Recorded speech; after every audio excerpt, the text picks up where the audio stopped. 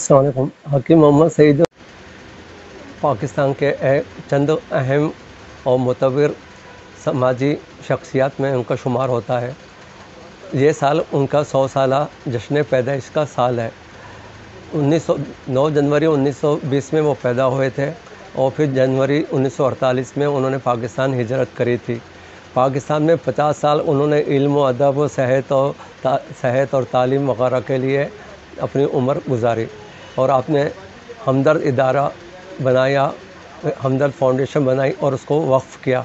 उसके ज़रिए यूनिवर्सिटी, मदीनातुल हिकमत, बैतुल हिकमत और इस तरह से बड़े ग्रां क़दर इदारे बनाए।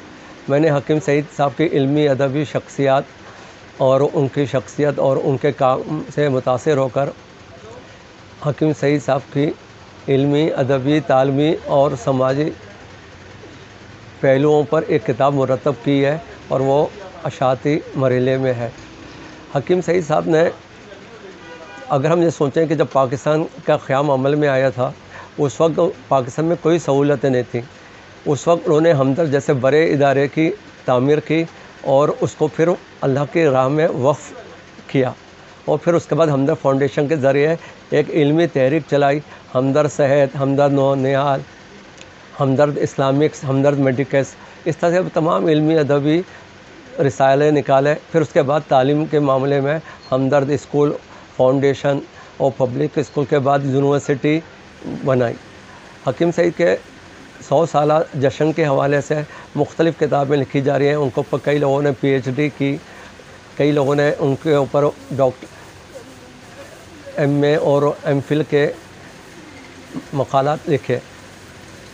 इस साल अभी अक्टूबर 2020 में हकीम मोहम्मद सईद के हवाले से ख़बरनामा हमदर्द का स्पेशल एडिशन शाये हुआ है और ये बड़ा अहम एडिशन है जो हमदर्द ने शाये किया।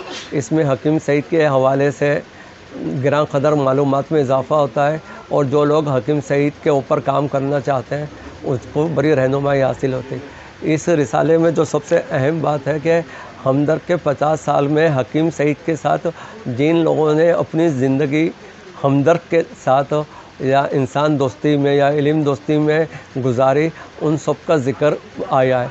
मसलन जब हकीम सईद कराची में आए थे तो उस वक्त हकीम एहसन मेयर कराची थे, उन्होंने फिर इलाही बख्श वज़ीर थे, मीरान शाह साहब वज़ीर थे और जमशेद नौशरवान जी जो मतलब वो एक इल्म दोस्त, इंसान दोस्त शख्सियत थे।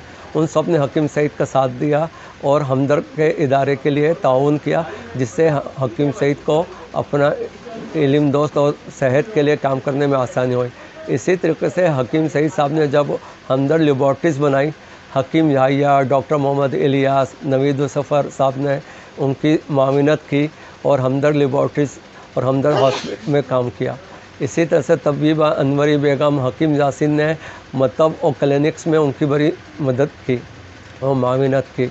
इसी तरह से इंफॉर्मेशन में अली हसन साहब, रहमान अली साहब और अब्दुल गफूर एड आर्ट्स वाले, इन सब का इसमें ज़िक्र आता है। इससे अंदाज़ा होता है कि एक इदारे को बनाने के लिए एक टीम चाहिए और टीम के लिए एतमाद चाहिए। हकीम सईद ने अपने लोगों को एतमाद दिया और उन लोगों ने उनके साथ तो 50 साल इदारे की खिदमत की।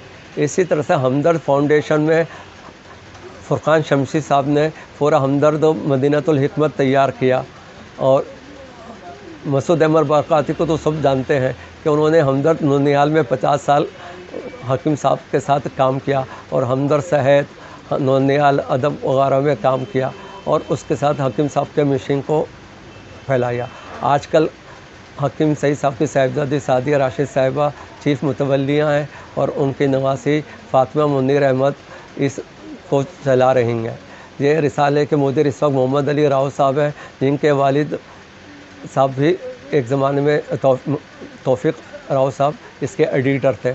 और जब मैं ख़ुद हमदर्द में 10 साल मुंसलिक रहा तो हमदर्द नौनिहाल में, हमदर्द सेहत और ख़बरनामे हमदर्द में भी लिखता रहा हूँ और हकीम सईद साहब ने मेरी कई किताबों पे अप्रिशिएशन लेटर भी लिखे और मुझे मालूमात आमा के फ़रोग़ के लिए नौनिहाल अफ़ज़ा के नाम से हमदर्द नौनिहाल में लिखने की हौसला अफ़ज़ाई की اور میں نے ہمدرد نونیال میں 3 سال معلومات افزا کا پروگرام وہ کیا۔ آج جو 25 سال اس واقعے کو گزر گئے، آج حکیم سعید کی 22ویں برسی منائی جا رہی ہے اور 100 سالہ جشن، اور جیسا کہ اس میں لکھا ہے کہ حکیم سعید آج بھی زندہ ہیں، اور جہاں جہاں علم دوستی، انسان دوستی کا سفر ہے، وہ حکیم سعید ان کے ساتھ ہے۔ شکریہ۔